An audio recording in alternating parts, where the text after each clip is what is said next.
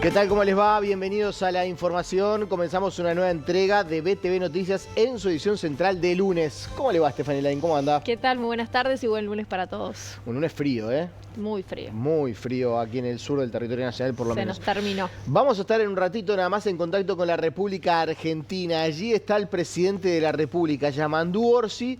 Presidente que hoy está cumpliendo 100 días en el ejercicio de gobierno, desde el comienzo de su administración, el pasado 1 de marzo. Bueno, hoy se cumplen 100 días del gobierno de Yamandú Orsi y está allí en Buenos Aires acompañado de Luis Lacalle Pou y Julio María Sanguinetti. Así es, está Matías Garro y en minutos vamos a tener un contacto en vivo desde allí con él.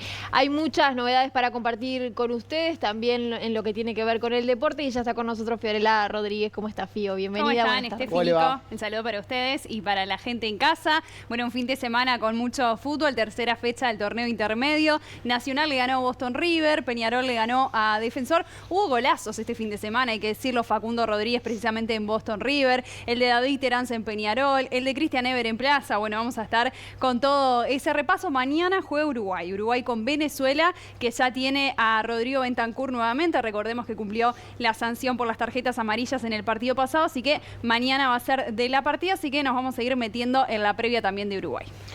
Muy bueno, bien. muy bien. Muchas gracias. Hay información destacada del panorama internacional. Fue un fin de semana estremecedor en la región, sobre todo en Colombia, con ese intento de asesinato de un senador opositor al gobierno de Gustavo Petro. Y todavía sigue la conmoción a nivel regional. ¿Qué tal? ¿Cómo están? El saludo para ustedes y para la gente en casa. Es así, conmoción en Colombia. Continúa en estado crítico el estado de salud de este senador opositor, candidato a la presidencia de Colombia. Estamos hablando de Miguel Uribe. ¿Qué decir de este menor de 15 años que efectuó los disparos? Bueno, se encuentra detenido, está en una clínica de Bogotá y las últimas informaciones dan cuenta de que estaría dispuesto a cooperar con la policía para dar el nombre de quienes lo llevaron a cometer este atentado. Vamos a estar hablando de los que han sido los magnicidios en la historia del país. Desde 1948 hasta la fecha fueron 5 los candidatos presidenciales que fueron asesinados en Colombia. Ustedes se recordarán, la mayoría de ellos vinculados a la época, mejor dicho, de Pablo Escobar. Tenemos un informe especial para hablar de ello, como siempre, esto y más, en el segmento internacional. Gracias, Muy Deli. bien, Deli, muchas gracias. Si les parece, repasamos los titulares más destacados a esta hora.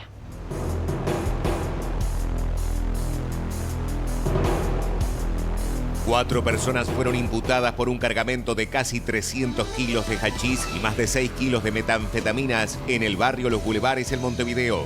El senador nacionalista Javier García citará al Parlamento al fiscal de lesa humanidad Ricardo Percivale tras sus acusaciones contra el exfiscal de Corte Jorge Díaz. El presidente Yamandú Orsi y los expresidentes Julio María Sanguinetti y Luis Lacalle Pou reciben en Buenos Aires el premio Ana Frank por su compromiso democrático. Cobertura de Matías Garro. Desde hoy se encuentra disponible la consulta de devoluciones automáticas del IRPF a través de los servicios en línea de la DGI.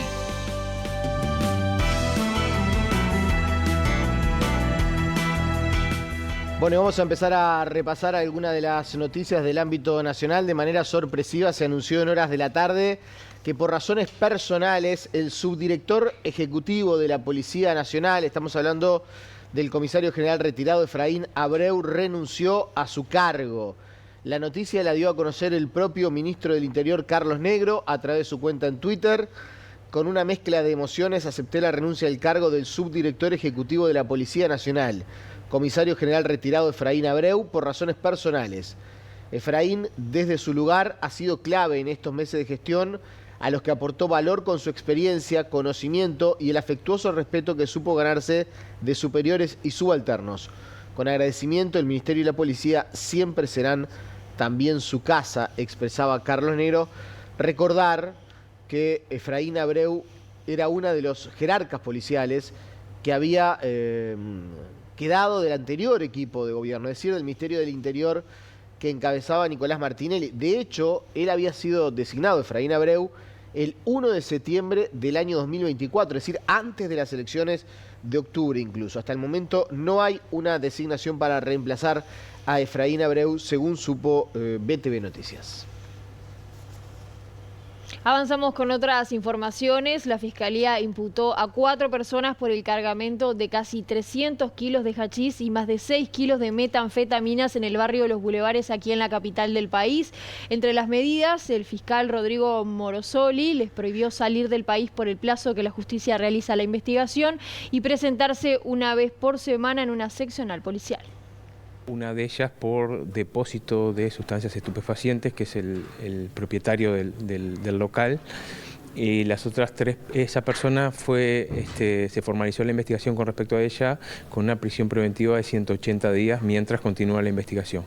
Las otras 3 personas detenidas, una era el transportista y las otras 2 peones que estaban cargando la mercadería.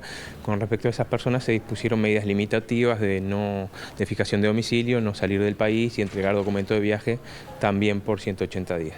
Me hizo hincapié el fiscal que esta es una investigación que recién comienza en las 48 horas que él tiene para tomar una resolución, pero es una investigación que continúa. ¿Se puede hablar de Uruguay como país de triangulación sobre esta mercadería? Bueno, para eso habría que profundizar un poco, pero hay evidencia, por lo que me han comentado, de que sí, de que el mercado de hachís está principalmente en Brasil, por lo tanto, eventualmente Uruguay sería un país de triangulación en ese sentido.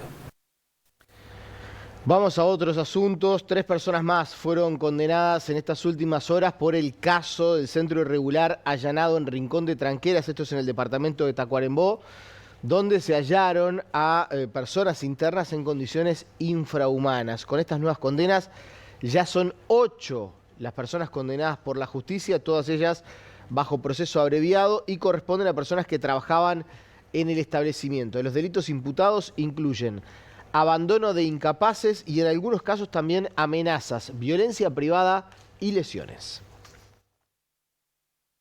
La fiscal de Tacuarembó, Ángela Bonque, me informó que en el fin de semana logró 8 condenas por proceso abreviado, ya son condenas en este caso, 3 de ellas muy gravosas por delitos de trata, de reducción a la esclavitud o servidumbre, con una pena de 4 años y 6 meses de penitenciaría. Se trata de la pareja que era propietaria del lugar y lo que vendría a ser su mano derecha, según me explicó la fiscal. En los otros casos, las otras 5 personas eran empleados del lugar, también fueron condenados por delitos graves, pero con menor responsabilidad, digamos.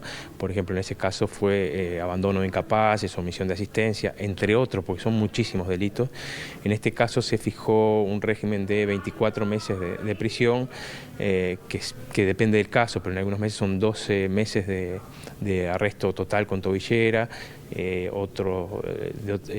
La otra parte de la pena la cumplen con trabajo comunitario y otro tipo de medidas. En otros casos son 6 meses de arresto total con tobillera, depende ahí de cada uno de los casos. Me gustaría destacar sí, el trabajo de la unidad de víctimas, que desde el principio estuvo trabajando en este caso, incluso participó del allanamiento. Imagínense la contención que había que darle a estas personas con patología de salud mental, la incertidumbre total en la que estaban, sin saber a dónde iban a ir, a dónde iban a ser trasladados. Fue muy importante el trabajo de la unidad de víctimas en el lugar, reitero, participando del allanamiento incluso, y la fiscal me hizo hincapié también en que se coordinó muy bien con el Ministerio de Salud Pública y con el Ministerio de Desarrollo Social, porque había que implementar toda una logística para trasladar a estas personas. De hecho, se envió un ómnibus, fueron trasladadas a Montevideo, o sea que creo que es un ejemplo de, bueno, más allá obviamente que esta situación nos sorprendió a todos y nos dejó un poco, a veces uno no cree que estas cosas pasan en Uruguay, pero pasan. Las instituciones del Estado coordinaron muy bien, perdón, para, bueno, en este caso para tratar de buscar una solución. Cambiamos de tema, les comentamos que el senador nacionalista Javier García citará al Parlamento al fiscal de lesa humanidad, Ricardo Percivale, tras sus acusaciones contra el ex fiscal de corte Jorge Díaz. Para el legislador se trata de una gravísima denuncia institucional.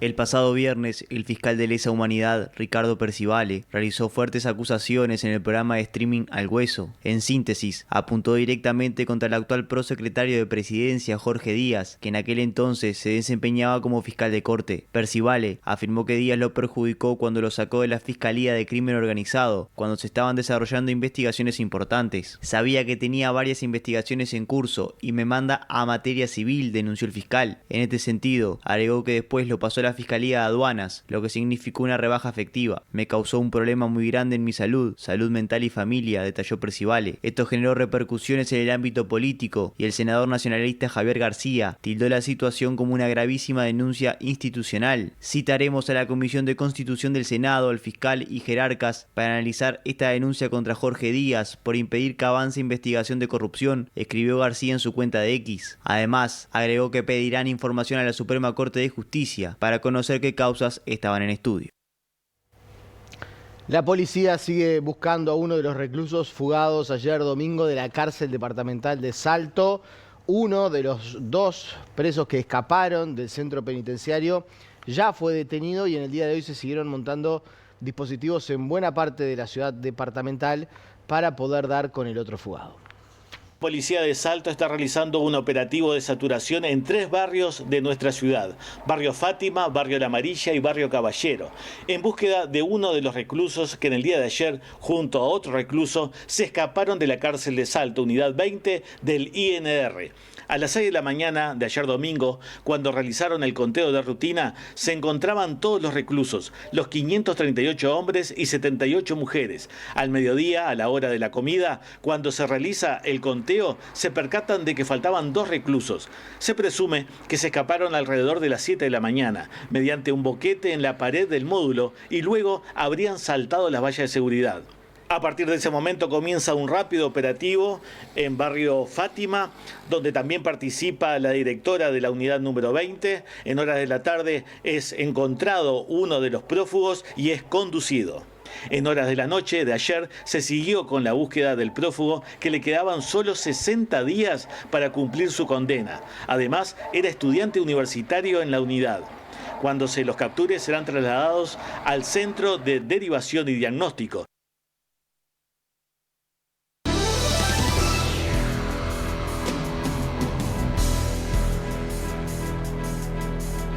Avanzamos con otros temas. El Poder Ejecutivo realizó un balance y enumeró los principales avances de la administración en áreas como economía, seguridad y salud a 100 días de haber asumido el gobierno.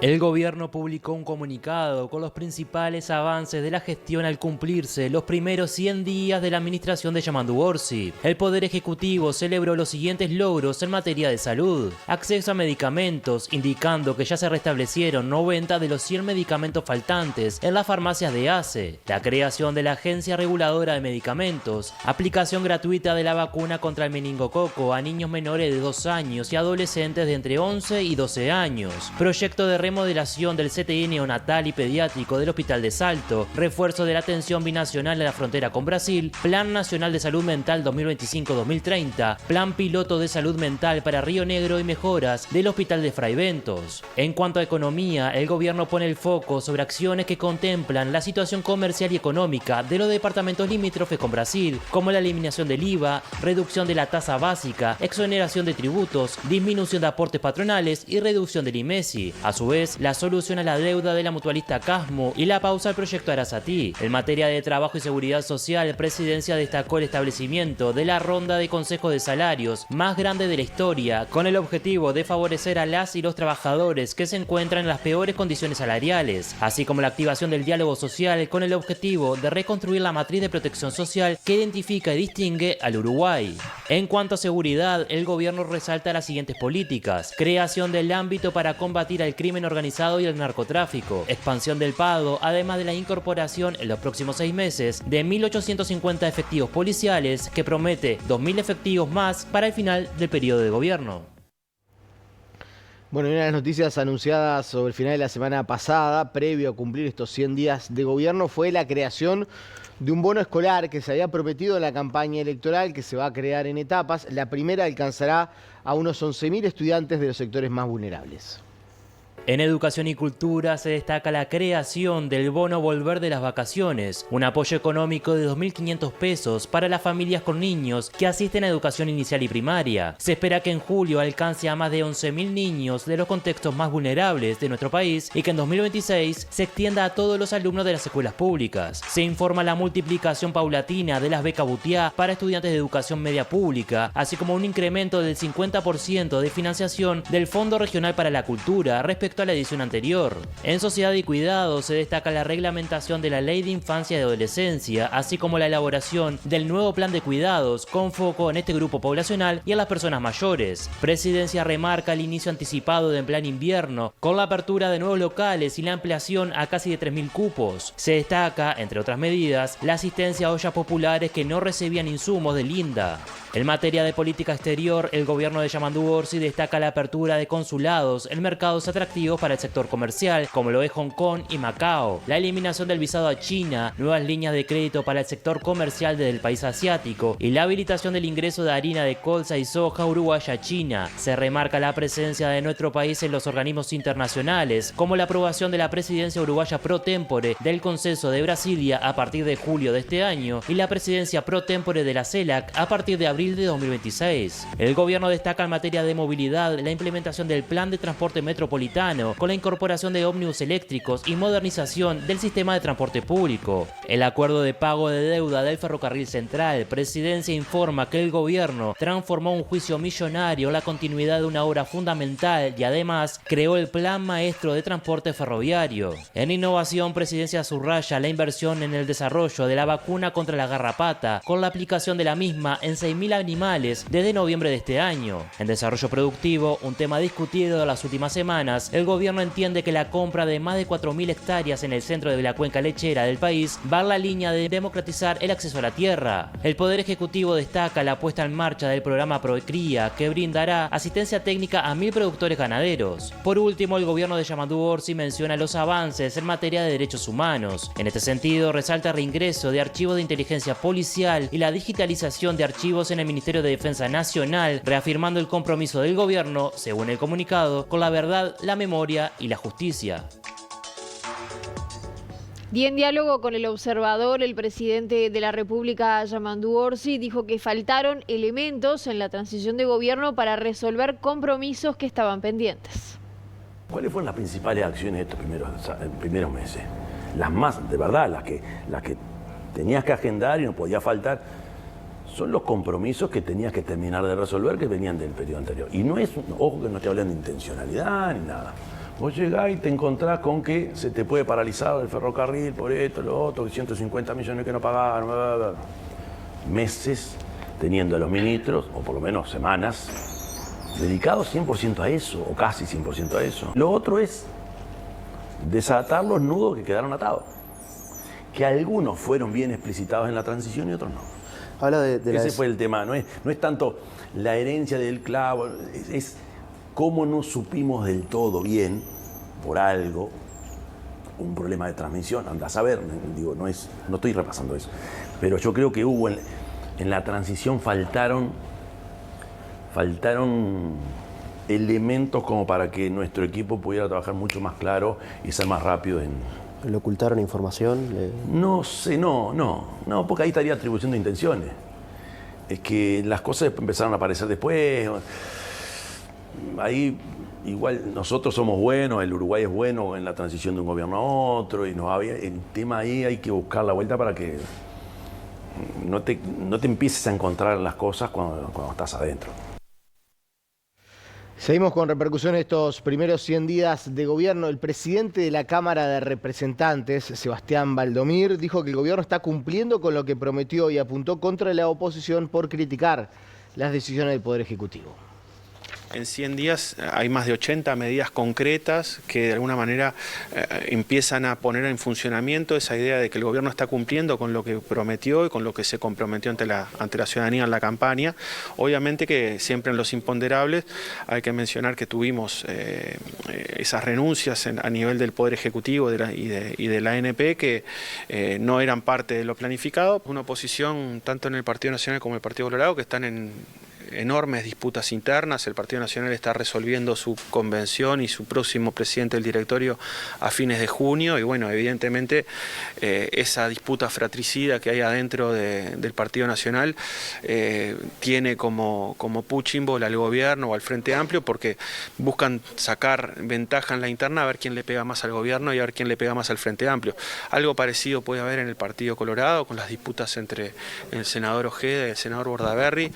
Pensar pensamos que deberían tener esas diferencias de una manera mucho más interna y civilizada y no tomar distancia y generar una oposición que le pega a todo lo que se mueve y de alguna manera cuestionar todo lo que hace el gobierno.